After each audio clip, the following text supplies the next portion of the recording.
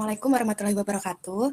Perkenalkan, kami dari kelompok 8 izin mempresentasikan hasil diskusi kami mengenai farmakoterapi pasien GERD.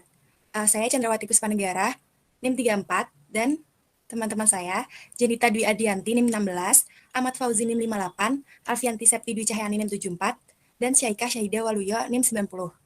Next. Pada kasus kali ini, itu identitas pasiennya, nama pasiennya Nyonya J, nomor rekam mediknya seperti itu, alamatnya Purwokerto, status jaminan tidak ada, umurnya 68 tahun, berat badan 60 kilo, tinggi badan 155, jenis kelamin perempuan. Next. Lalu ada riwayat pasien, yaitu pasien datang ke IGD dengan keluhan nyeri terbakar di perut sebanyak 4-5 kali per minggu. Gejala memburuk ketika malam hari sehingga pasien sulit tidur. Pasien mengeluhkan rasa lelah karena kurang tidur. Tidak ada keluhan dalam menelan makanan.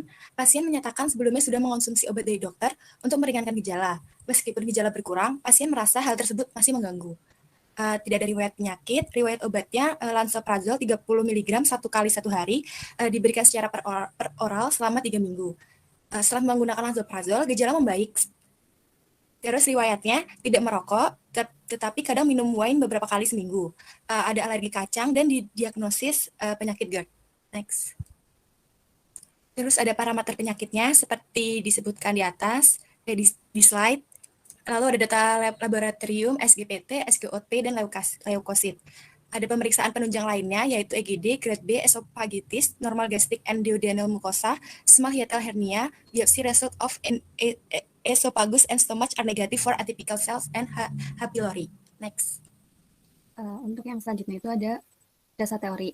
Untuk GERD sendiri itu merupakan suatu keadaan melemahnya lower esophageal sphincter atau les yang mengakibatkan terjadinya reflux cairan asam lambung ke dalam esofagus. GERD terjadi karena adanya ketidakseimbangan antara faktor ofensif dan defensif dari sistem pertahanan esofagus dan bahan reflux zat lambung. Berdasarkan lokalisasi gejala GERD dibagi menjadi dua, yaitu sindrom esofageal dan ekstraesofageal. Untuk sindrom esofageal sendiri merupakan reflux esofageal yang disertai dengan atau tanpa adanya lesi struktural. Gejala klinis sindrom esofageal tanpa lesi struktural seperti heartburn dan regurgitasi, serta nyeri dada non-kardiak. Untuk ekstraesofageal gejala klinis disertai lesi struktural seperti reflux esophagitis, struktur reflux, Barrett's esophagus, adenokarsinoma esofagus. Sindrom ekstraesofageal biasanya terjadi akibat reflux gastroesofageal jangka panjang.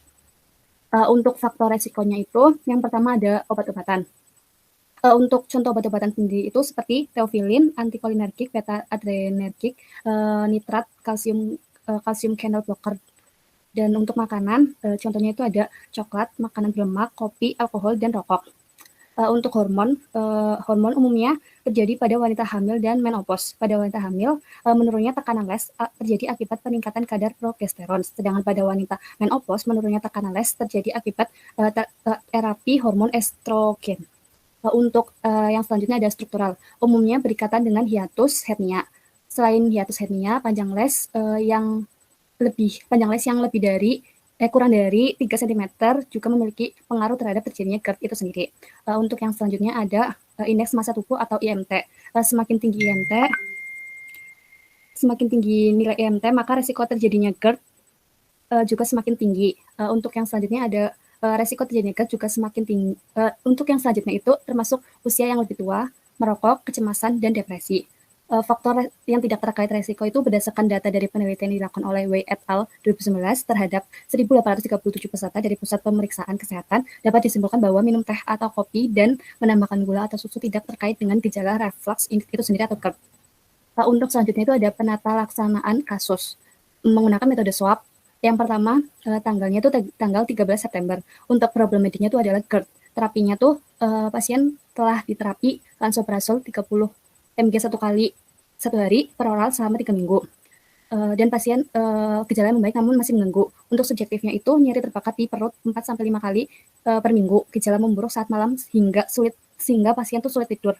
Rasa lelah karena pasien mengalami rasa lelah karena si pasien sulit tidur. Untuk objektifnya itu ada grade B esophagitis. Untuk asesmennya tuh gejala membaik tapi masih terasa mengganggu.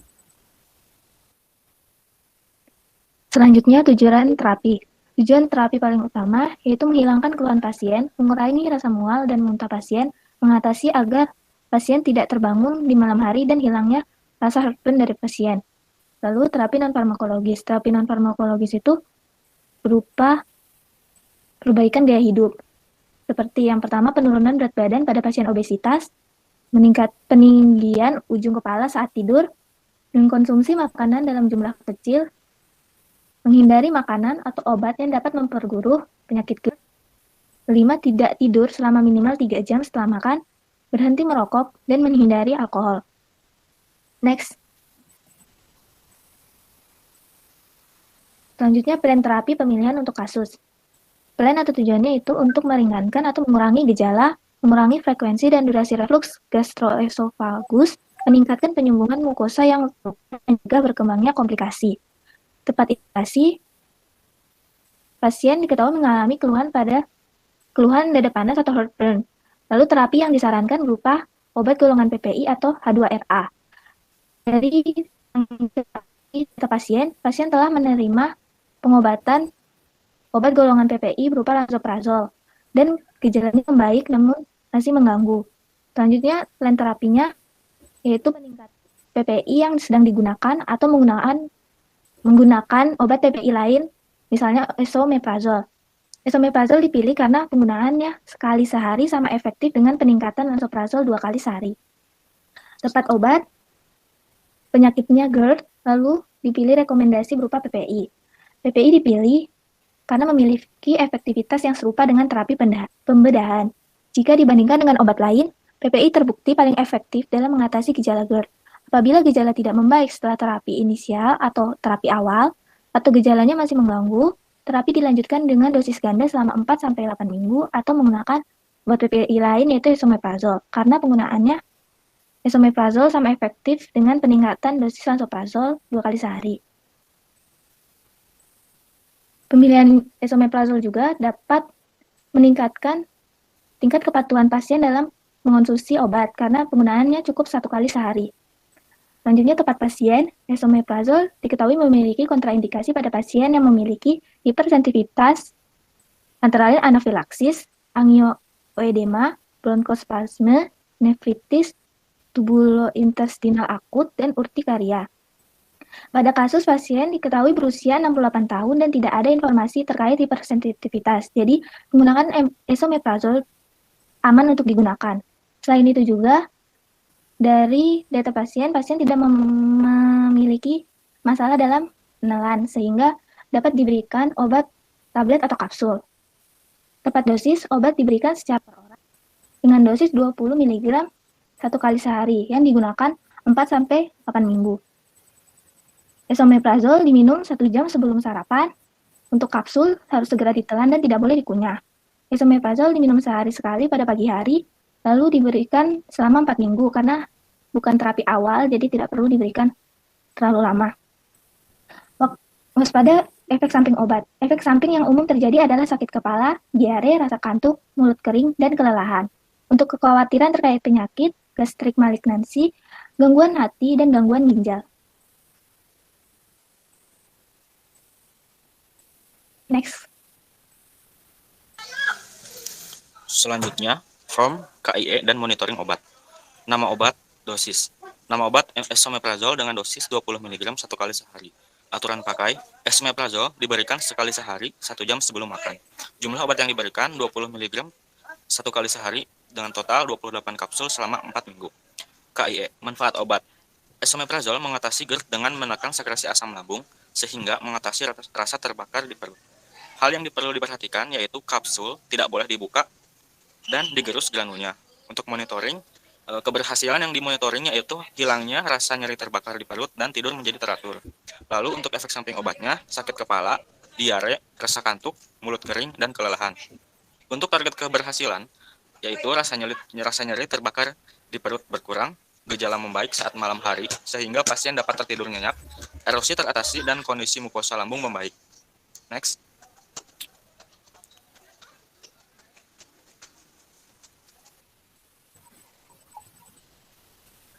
Next, Jen. Ya, Selanjutnya, Kayaknya waspada efek belum. samping. Semua obat dapat menyebabkan efek samping. Namun, tidak semua efek samping dapat dialami oleh pasien. Pasien dapat menghubungi dokter atau bantuan medis lainnya jika salah satu dari efek samping ini atau efek samping lainnya mengganggu atau tidak hilang, sakit kepala, kelelahan, diare, sembelit, mengeluarkan gas, sakit perut, mual, dan mulut kering. Lalu peringatan, meskipun mungkin jarang, beberapa orang memiliki efek samping yang sangat buruk dan terkadang mematikan saat mengonsumsi obat. Beritahu dokter atau dapatkan bantuan medis segera jika memiliki salah satu dari tanda atau gejala berikut yang mungkin terkait dengan efek samping yang sangat buruk. Yang pertama, magnesium rendah, kelemahan otot, kejang otot, kurang nafsu makan, mual. Yang kedua, masalah ginjal, tidak dapat buang air kecil, darah dalam urin. Lalu yang ketiga, mudah terbakar sinar matahari, nyeri otot, bengkak pada lengan atau kaki. Yang keempat, pusing berat. Yang kelima, sakit tulang. Yang keenam, menggigil. Ketujuh, sakit tenggorokan. Kedelapan, sesak nafas. 9, penurunan berat badan berlebih. 10, clostridioides, sakit perut atau kram, diare parah atau tinja berdarah. Lalu ke-11, sindrom Stephen Johnson, kulit merah, bengkak, mata merah, luka di mulut. Lalu yang terakhir nomor 12, tanda-tanda reaksi alergi, yaitu ruam, gatal-gatal, dan sulit bernafas. Next. Selanjutnya adalah komunikasi, informasi, dan edukasi atau KIE. KIE kepada dokter yang merawat, yang pertama yaitu melaporkan penurunan atau peningkatan berat badan, nadi, suhu, dan nilai RR. Yang kedua, melakukan konseling kepada pasien untuk melihat perkembangan terapi dan memonitor kemungkinan terjadinya efek samping obat. Kemudian yang ketiga, ada pengecekan SGPT, SGOT, leukosit, dan grade B esofagitis. Kemudian yang terakhir yaitu melaporkan adanya peningkatan frekuensi nyeri terbakar pada perut dan gejala memburuk.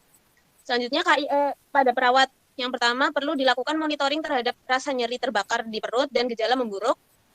Kemudian perlu dilakukan monitoring terhadap kesulitan tidur, pengecekan tanda vital pasien, nadi, suhu, dan nilai RR. Selanjutnya perlu dilakukan monitoring jumlah dan jenis makanan, dan perlu dimonitoring juga kadar magnesium secara berkala. Next.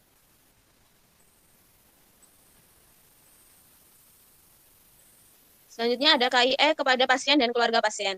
Nama obat yang diberikan yaitu esomeprazole dengan waktu pemberian digunakan 1 kali sehari secara oral dengan jumlah yaitu 20 mg per hari. Lama pemberian yaitu digunakan selama kurang lebih 4 minggu. Obat esomeprazole ini memiliki manfaat yaitu mengatasi GERD dengan menekan sekresi asam lambung sehingga mengatasi rasa terbakar di perut. Hal yang perlu diperhatikan adalah kapsul tidak boleh dibuka dan digerus granulnya. Next.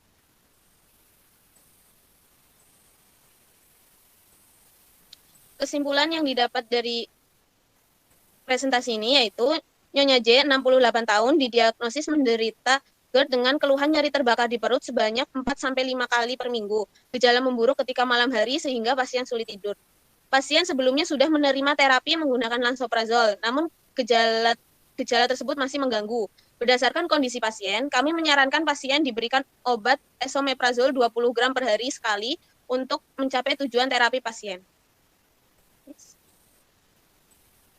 Berikut adalah daftar pustaka yang kami gunakan. Sekian dari kami, terima kasih, semoga bermanfaat.